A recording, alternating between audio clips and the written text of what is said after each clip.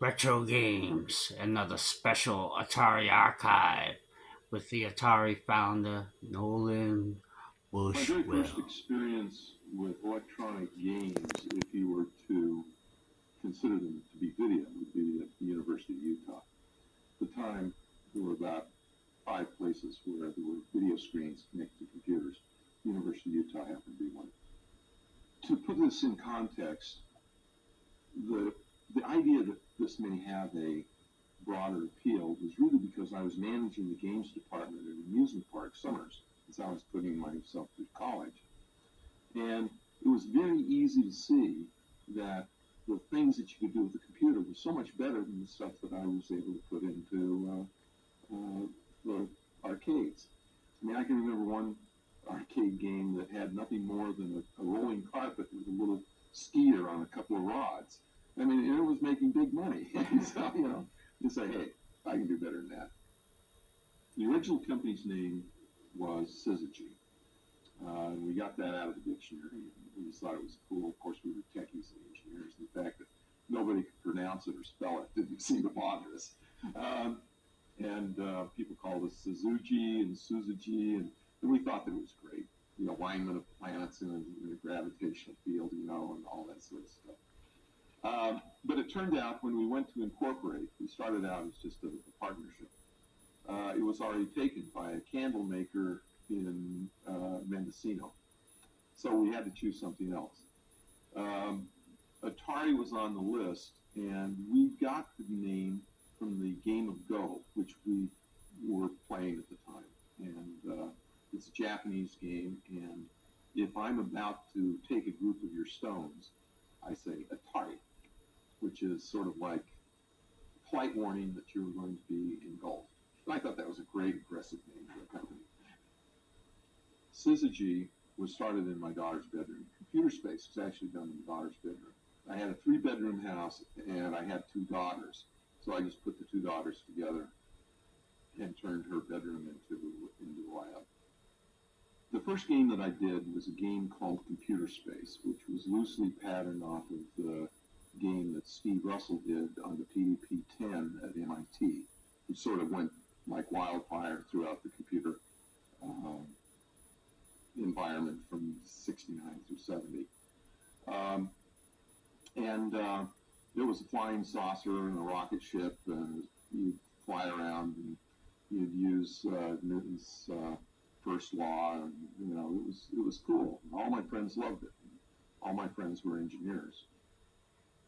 People ask me, "Did you ever think it was going to get this big?" And it was difficult to quantify what big was in those days. Yeah, you were doing millions of dollars in sales and that sort of stuff. But in reality, you didn't have a frame of reference. But I can remember driving in one morning and seeing this parking lot, and we'd outgrown the facility, and we had cars parked up and down the street, and the parking lot was completely full and double parked. And I thought to myself, indirectly, games are paying for all these cars. And somehow the physical actuality of a car, knowing how much that was, and there were so damn many of them, it was kind of, that was kind of a defining moment. Because I can remember I said, wow, we created a monster. Atari was able to attract the best and the brightest.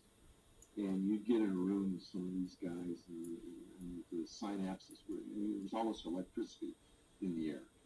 And it was such an exciting thing to go after the best and the brightest and be able to bring them in. Because this was at a time in Silicon Valley where everybody was going to the bare cubicle and that sort of thing. We put in offices and hot tubs and various things. Well, it was very, very interesting. I mean, it was the early 70s in Silicon Valley in California. A lot of hippies and rock music, and we were very young. And it was a kind of in a way, we decided that it was going to be a little bit of a social experience or experiment. And we had all kinds of company benefits and parties and things like that. Um, I remember that when we went to get health insurance, that the health insurance guys had never seen a demographic that was so young. I mean, Al Alcorn was 27, I was 29, and I think the oldest guy we had was like 38, and a lot of our line workers were 17, 18, 19.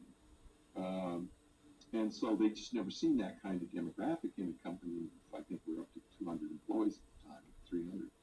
And so we got this, we got dental, we got the eyeglasses, prescriptions for virtually nothing because of the statistics.